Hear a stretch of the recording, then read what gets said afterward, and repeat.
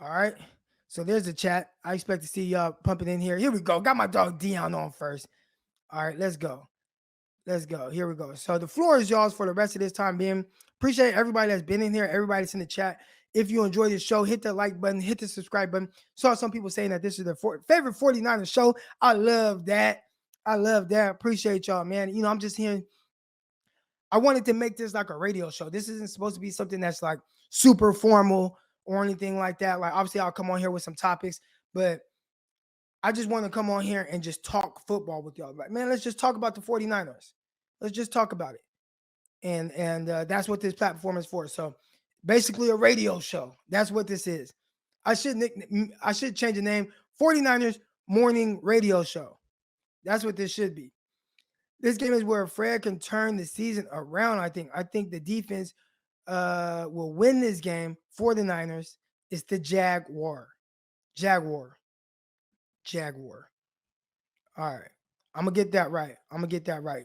Hey, hopefully he does. Hopefully he does. Our guy Fred, gets really going, locked in, really going for some takeaways. But here we go. We got my dog Dion, man. What's good with you, bro? What's good with you, Croc? How you doing this morning, brother? I'm doing good, man. What do you think when you think of the 49ers against the Jags? What comes to your mind as like just like key to victory? The key to victory is starting. You got to you got to stop their defense more. So honestly, on offense, it's Agnew and probably Chenault. Those are the big guys. They do have Marvin Jones Jr., but he hasn't been a factor. And the reason that I state that is because I have him on fantasy. He ain't been doing much of nothing all year long. Marvin should have went ahead and stayed hanging out with Matthew Stafford if he really wanted some numbers. But we'll say that give me a sec, man. They out here doing um hey, early in the morning. They always got to do that. But basically it's a situation, man, where for us we get the run game going. I think that's the key. You get the run game going, you beat the Jags up, keep them on the field for a long time, wear that defense down. And the key is you got to figure out how to stop Josh Allen. You got to be mindful of Miles Jack. You know what I'm saying? They got the dude, I believe his name is Calebon Chason, and he hasn't done much of anything all year. I think that was Yeah, like from the first round LSU. pick. Jason from LSU. Yeah. Yeah, he ain't been doing much of anything all year. But the key is for us, run the ball. Make sure we do the same thing we did last week. Run the ball to set up the pass. I don't say we can run it 44 times, but if we can, it'd be great. You know what I'm saying? And just kind of minimize any mistakes. The other thing, when you flip to the other side of the ball, making sure that kid Agnew don't get behind you because that young man got some burners. Because that play you just showed, I saw that. Like I saw that on like the highlight show, game day final. Ooh, Jesus, he put the burners on. So you gotta be real mindful of dudes like that because they get behind you, you ain't catching. Unless you got speed for speed match, you're not gonna catch dudes like that. And then to be like that, that's probably where it starts and where it stops is Agnew, Chenault, because I don't see other playmakers really that do a lot for them. I got to dig a little deeper into the game, and dig a little deeper into the numbers to kind of see, how we can beat that defense. But once again, this is not a defense that you scoff at because they held the Bills, which is a very high powered offense, only to 6 points, man. They defense boiled out. So it's definitely that was a defensive struggle for both sides of the ball. I don't want that. I want us to be able to get in there and play. Um, Kid you not, just hoping and praying. I played them on Madden twice. First time I beat them 45-7. The second time I beat them 31-11. So I mean, it worked out. I put it on like 6 minutes because if you put on 15 minutes, the scores gonna be astronomical in Madden. You know how that works. Oh But yeah. those are the real keys to the offense. For the defense, man, it's just playing sound football, being smart. Doing your job, running your assignments, and continuing to keep the chemistry going. I like the fact that it's funny because everybody says, well, man, that was a statement game. That was the best game. I think honestly, that was Jimmy Ward doing what he was supposed to do. Jimmy Ward came in there and said, look, everybody get out. Time for us to talk. We tired of y'all. Whatever y'all are saying ain't getting through to these people. We need to talk. And whether there was or was not yelling or screaming, either way, people started to be held accountable. And I think Jimmy Ward is that leader because Fred is a quiet dude. He doesn't lead by example like that. You know what I'm saying? And Jimmy Ward said it in the beginning in his first press conference. If I got to be an asshole, I got to be an asshole. So, it's definitely a great thing. I think that's what we needed. We needed Jimmy back to be able to, kind of proverbially grab people by the helmet and say, get it together. We got to get out here, get these duds. We can't keep losing like this, And yeah, if everybody asking for Trey, man, most likely we don't see him this season, unless we just go on a serious losing streak, which none of us want. You're not gonna see him. I think they're gonna hold him out. They may, if by some reason we sneak into the playoffs, they may throw in some packages for him just to be able to throw the defense off because the run game is way more dynamic with Trey Lance in there because you don't know who's got the ball now. If you got Jimmy in there, Jimmy ain't holding. He ain't pulling the ball and running no damn where. That is not his thing. Yeah, that So was actually one of my notes I have on here. Wentz held the edge. I don't know if y'all gonna be able to see it, but hold on. yeah, yeah, Hold on. I Let me see back it. up a little bit. It's right there. See, Yeah, went Wentz out the edge. held edge. Yeah. So what I meant by that was I saw some runs where, with Jonathan Taylor, where Wentz was in shotgun. And, obviously like when he goes to give, hand the ball off, the edge can't crash down because they're worried about Wentz keeping it and going around the corner. So that Yeah, helped, hold defenders on the backside of the run game so that they couldn't just crash down and make tackles behind the line of scrimmage. yeah, and that's the whole point of it. Like when they ran like that whole game, I'm thinking to myself, man, if you mix Trey in on those runs, you would scare that defense, in ways you couldn't imagine. But it worked. We won. Got to take the W's where you can get them. This next game, we should get in there and we should win. There shouldn't be a reason why we don't. I see us at least beating them. I see us at least giving them a good little 28-10 or 28-7 type beat down. We should be able to hold that offense down. Like I said, outside of probably Agnew getting behind us, anybody else we can catch. I think our safeties are pretty solid and curious to see if Tart is healthy and if Greenlaw is healthy, whether they rotate them in slowly or whether they just give these dudes back their spots. Because Alshair been balling, so you can't necessarily move him off that spot with Fred and Hufunga he ain't look bad. So you know, even Kyle said, man, you got to earn your spot back. But that's still, I honestly think that's up to D'Amico more often than not. I think he's really going to tell him whether he's going to be able to do it. I think with Tart working back in and Greenlaw, you put them on a pitch count because you still got to remember your body got to get in football shape. You can't just walk out there and back on the field and everything clicks. It's you got to build up. I've even heard people say football callus. Like your body it builds up a callus over the years because you start getting hit at that time and things like that. But appreciate you having me on, Croc. But those are the keys to the game, man. X factor is going to be the running game, and hopefully they don't run Mitchell too much. Please, Kyle, give Trey Sermon a couple touches, man. Hook the boy up. He ain't done nothing wrong, Yeah. All right, Dion. Appreciate you coming on, man. All bro. right. Appreciate you, Croc. Have a good one. All right. Here we go. So y'all already know who's next. My guy Ricky Williams, aka Ryan, man. What's good, Ryan? What's up, man? Good morning. Good morning. How you doing? Good morning. Good morning. What would you say the keys to victory is for the 49ers? Maybe like one main thing that you're looking for. Main thing, I'll say this. Stretching the field, not only going vertical but horizontal. Yeah. I think that defense for the Jaguar, they need to be thinned out a lot. You know what I'm saying? If they understand where their assignments are, I think they can cause trouble. The defense can really pick up on certain things and they can be more reactive, you know what I mean, and just go off instinct. That would be my first thing because I watched a couple of Jaguar games just to look at Lance. I mean, not Lance, but Lawrence. Lawrence. He loves the tight end. They even traded for one around like week 3 to get a tight end to help him out. But we know Jimmy can shut that down. But he doesn't mind going to him. He'll take that 18-yard out route or throughout the seam. He'll dump it there real fast. And also, they do use their running back Robinson very well. You know what I mean? He's a little thick little guy, and when you hit him, he just don't fall forward.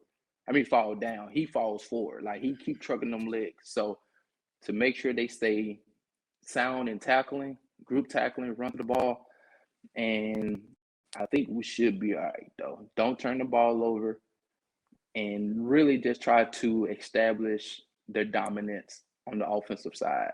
And I think the Jaguars will become throw happy, and we should win the game that way.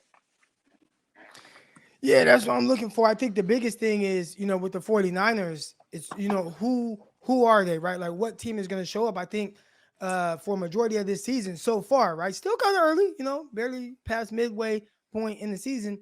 Trying to figure out who the 49ers are. What is the identity of this team? I think a lot of people feel like 49ers got back to their identity in the last game. My thing is, will that be consistent? Because for the most part, that's not really what we've seen them to be throughout this year. A team that didn't, commit penalties that really hurt them. They didn't turn the ball over. They got takeaways. It's like, man, that hasn't been them. So I'm really curious to see if the 49ers can continue to be that. And I think if they can, I think that will lead to them being able to run the ball more, control the game, and do those type of things. I think that'll really help. TOP. That should be our goal. TOP, time of possession. I think whenever we have that time of possession, time of possession for me as a Niner fan means identity. It means in the trenches, we are making the other team bend to our will. Time of possession. That means we have consistent running game, and we're moving the ball on third downs throughout any time in 20, whenever we're winning the game or being productive, time of possession, and just really getting good yards per average, man. And I think that's what's going to be the key to our game. And I think that would make that defense tire out because, how Kyle utilized different routes and stuff of that nature to tire out the secondary. But then also it leaves those gapping lanes open for the running backs to hit it. And I'm with Dion. Can we get Trey? I mean, can we have a sermon? Can we come together and pray and get a sermon at least 5 to 7 carries so we can see the man? Right. But yeah, man, that's all. Man, that's all, Brody. Yeah. All right, Ryan. Appreciate you coming on. Yes, sir. That's my guy Ricky Williams, aka Ryan. Here we go. Got a contribution here. The Colts ran the ball really well against the Jaguars. Can we turn our play action into tutties, aka touchdowns? Trent Williams versus Josh Allen. So if I'm the Jags, I keep moving Josh Allen around. I'm not just gonna line Josh Allen up against Trent Williams every play. No, best tackle in the league, and it's not close. So what am I gonna do? I'm gonna move him over. Who's the 49ers right tackle? Is it gonna be Moore? Is it gonna be Compton? I think that's their best chance. Also, kind of mix them in with some stunts to get him rushing off the inside. Maybe use his speed against a guy like Brunskill. If I'm the Jags, that's what I do. I don't look to just make it a one-on-one battle between Josh Allen and Trent Williams. Williams is just too good, and he's really just killing Guy Spears. He's been doing this little thing. I've never seen anybody else do it. My guy from DSF San Francisco, my guy Graham, I've been watching him do it, show it, where like Trent Williams is doing this thing where he just kind of like pulls the guy down. It's like he just like it's crazy. He just and then the guy just falls down. Have y'all seen it? What he's doing, what Trent Williams is doing? I've never seen anybody else do this before. The guy will rush at him and he just boom, boom. And then the guy just like bent over and then he just like pushes him down. One of the craziest things I've seen, especially coming from an offensive line. So I don't even know if that's like good technique. I don't know. It's not your standard, like what I've seen linemen get taught, where it's just like kick step, punch, long arm, like all that stuff. It ain't that. It's just, and then the next thing you know, the guy's on the ground. Damn, here we go. Uh-oh, I'm messing up my mic over here. All right, but anyways, 49ers, the Colts ran the ball really well. 49ers are going to have to establish it. Now, Can the 49ers turn the play action into tutties? Here's the thing. The 49ers have been the team that want to establish the run and have the pass game work off the run, right? Now, there are some teams you would think, like, ain't that what most teams want? But, like, there are some teams like Kansas City, they don't give a damn about the run game. Like, they want to throw. They're not even running to set up the throw. They'll run a little bit to kind of keep you honest, just a little bit, but they want to throw the ball. The 49ers, they definitely really want to run to set up the pass, right? To, make things look the same, Psych, big play action, hit a crosser, big chunk play. Like, that's what ideally the 49ers want to do. I'd say last game the 49ers ran the ball to run the ball. I don't even know if there was a play action, like a legit, like, outside zone stretch, boom, psych, big play action, throw. Like, I don't even know if there was that last game. It was crazy. 49ers really ran the ball just to run the ball. So I don't know if that's something that would be consistent. Is that their new identity? I have seen something like Jimmy Garoppolo's been in shotgun like 90% of his snaps over the last few weeks. That's a new wrinkle that the 49ers have done. They haven't really had him under center. And maybe Jimmy Garoppolo is just somebody who's more comfortable playing from shotgun. And the results I think they'd agree with that, which shouldn't be too surprising because that's kind of what he was at New England, right? Like, that's what he's coming from. Organization that, is primarily in shotgun, not a whole lot of under center type stuff. How does that mess up what Kyle Shanahan wants to do? I'd say this. It shows that Kyle Shanahan can adapt to what he feels like his quarterback does well. So big ups to Kyle for making that adjustment, and it seems like it's been working for Jimmy Garoppolo.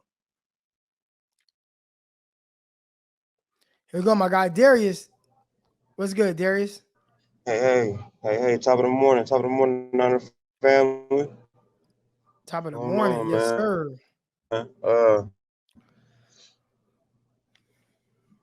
Yeah, man. So I feel like number one thing they gotta do is just execute.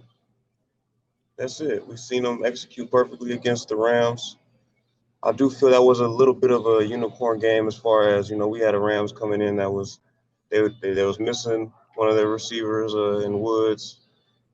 Odell Beckham, he kind of slowed up their game because they like to go no huddle and all that, and they had to huddle up for Odell, and then some plays they couldn't even audible out because Odell don't know what's going on. But besides that, we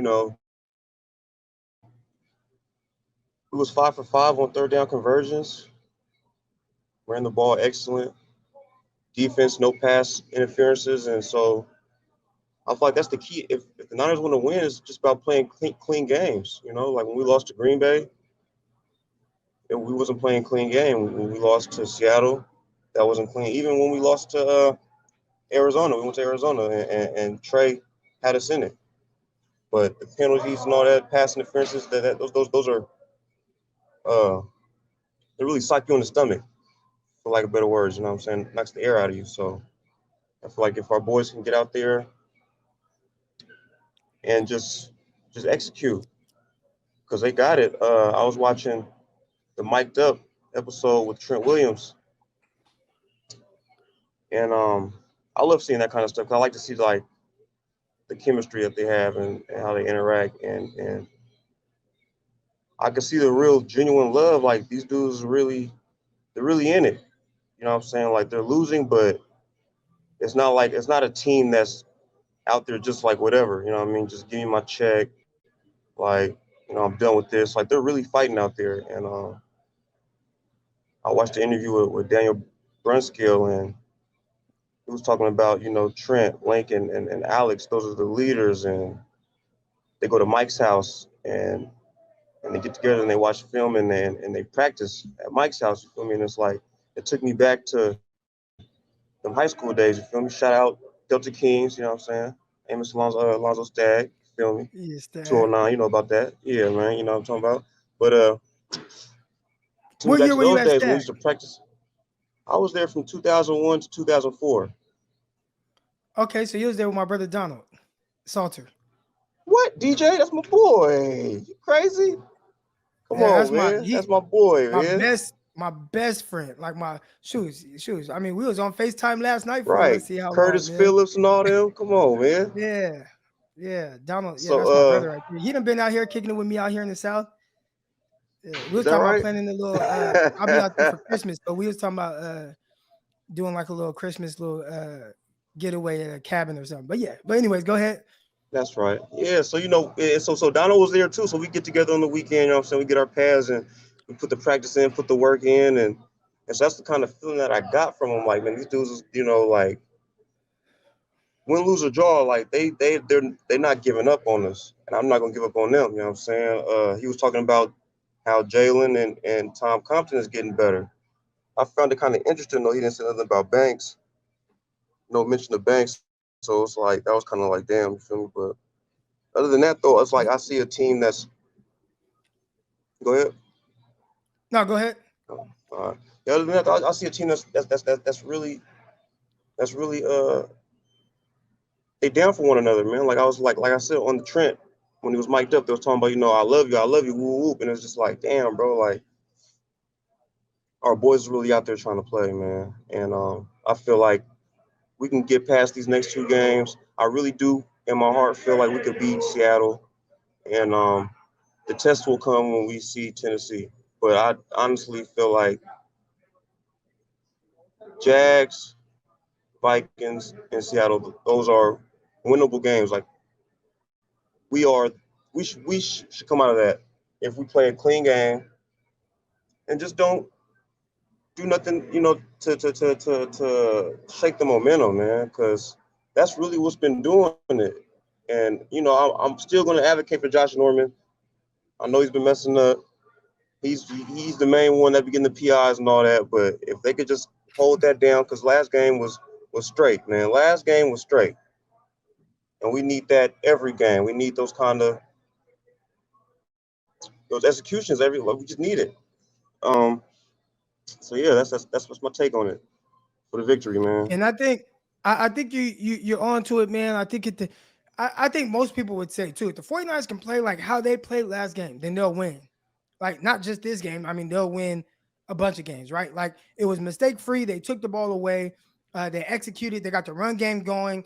I saw some people in the comments like boring football, good football, like whatever. Like that worked for them. Like run the ball, run the ball, run the ball. Like okay, third down, Yeah. convert at a high level. My pushback is the 49ers just haven't been there. So we're gonna see if they can do it. If they can do it 2 weeks in a row, I don't care. I don't even care if it's against the Jags. If they do it, okay, let's go. Let's go. Now go play Exactly. Vikings. Okay, we need some more of that. And then we can continue It's to do that. Then a lot of people are counting this team out as being a playoff team, but they'd be if they play that type of football, why right. can't they be?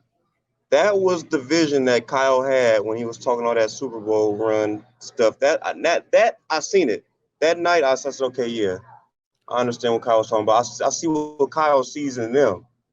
You know what I'm saying? So all that, the doghouse crap, like whatever. But I understand a little bit now. Okay, like Kyle's seeing something in him, and he just wanted to provoke out of him. Maybe his means to the end could have been different. Like he could have went about it a different way. But I understand it now. You know what I'm saying? And I feel like the Niners really can. They can make a real run. If they play like that, Yep. they can make a real run. And before I get out of here, I want to address that cat Roscoe, because he got on here talking greasy yesterday. Yes, I do refer to myself as a GM because I'm buying these tickets, I'm buying this merchandise. I feel like I'm paying these people's taxes. So I'm going to include myself in the boardroom decisions. I know they don't care about what I got to say, but I'm going to say it anyway. All right? They're gonna Ain't hear nothing you though. worse. Yeah, exactly. Ain't nothing worse than when fans come for each other, man. Hey, man, check this out, man. You can't take this stuff personal. You know what I'm saying? At the end of the day, they going to do what they want to do, but we can always voice our opinions for sure. And don't hurt me. Don't hate me for me stating mine, man. Because I feel Yeah. like you know what I'm saying? I feel like, I am the GM. I am running things in my head. But Yeah, me too, yeah, man. for sure, man. But thank you, man. Y'all have a good day. Hey, Go real Niners, quick, man. We're gonna Darius, blow them out. Yeah. real quick. Did you play football for Stag your senior year? Yes, sir. I was number 34. I was starting running back. Okay, Me yeah, I and had two interceptions. I had two interceptions against y'all. listen, we was trash, bro. If it wasn't Franklin, you know what I'm saying? Usually I was hurt for practice, man. I ain't practicing this week. I'll just come to the game, you know. But if it wasn't Franklin or who else was easy? It was Franklin and Tracy West. You could Yeah. beat them. But Tokay was Yeah, hard. Lincoln, you already know Lincoln gave out headaches. yeah, especially that year with Billy Smith and them. Yeah. I had What? two picks Lavelle against y'all. Hawkins, he was the truth. Oh yeah, innocent. Yeah, I had 2 interceptions against y'all. We played on SJTV that game. So Right. yeah. But all right, man. I appreciate you coming on, Darius. I For appreciate sure, you. man. For sure, man. Likewise. All right. Peace. All right. I said, Dale Crock, you a villain for that. Nah, man. Y'all had 2 interceptions. So yeah, we played his high school. I think that was like week 4. I want to say. My memory's getting kind of shot, but I only know that because I only played a couple more games. Then I was suspended. I was ineligible for the rest of that year. But that against his high school stag against him, I did have 2 interceptions on TV, so that was pretty cool. One of them I got up, dusted my shoulders off. I'm telling you, I really thought I was Deion Sanders, man. Appreciate everybody that's coming to the chat, man. We talked about the game. We talked about everything that's kind of can go into the 49ers being able to get a victory here again. I think if they can continue to play like what they did against the Rams, 49ers can beat anybody. They didn't shoot themselves in the foot. They didn't turn the ball over. They took the ball away, and they were great on third downs. They ran the ball well. If they continue to do that, 49ers can beat anybody in the NFL. My issue, I don't even want to say my issue. My question is, can they keep being that? Can they keep being that team that executes at a high level, that doesn't shoot themselves in the foot? Is better on third downs. They've been one of the worst teams in the league. Is better with taking the ball away, one of the worst in the league. Turnover ratio, one of the worst in the league. Penalties, it's just on and on, all these different things that lead up to a team being bad. The 49ers have kind of been that. And the one time they weren't, it was against the Rams. So can the 49ers continue to be that? I'm cautiously optimistic.